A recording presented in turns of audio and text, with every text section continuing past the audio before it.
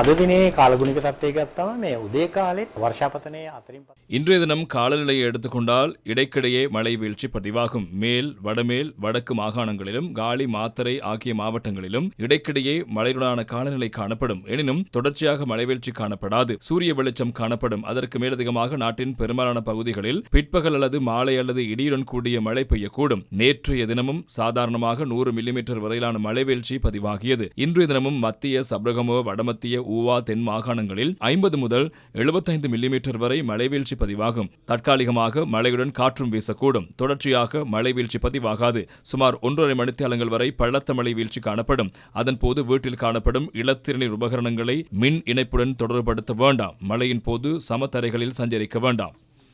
இதேவேளை எதிர்காலத்தில் உலகளாவிய ரீதியில் தாக்கத்தை ஏற்படுத்தவுள்ள எல் நினோ நிலைமை குறித்தும் அதுல்ல கருணாநாயக்க கருத்து வெளியிட்டார்.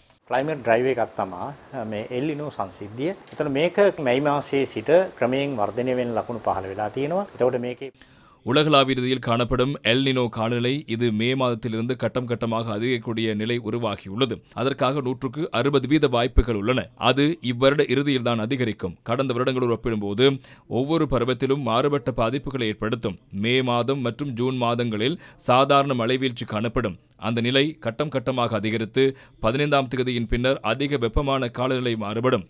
தென்மேற்கு பருவப்பெயர்ச்சியின் மழை வீழ்ச்சி கூடுதலாக நாட்டின் தென்கிழக்கு பகுதியிலேயே பதிவாகும். மேல், சப்ரகமுவ, தென் மத்திய மாகாணங்களில்தான் பெரும்பாலும் காணப்படும். எல் நினோ காலநிலையின் போது மழை வீழ்ச்சி குறைவடையக்கூடும். සාමාන්‍ය වැසි තත්ත්වයේ අඩුවීමක් අපේක්ෂා කරනවා.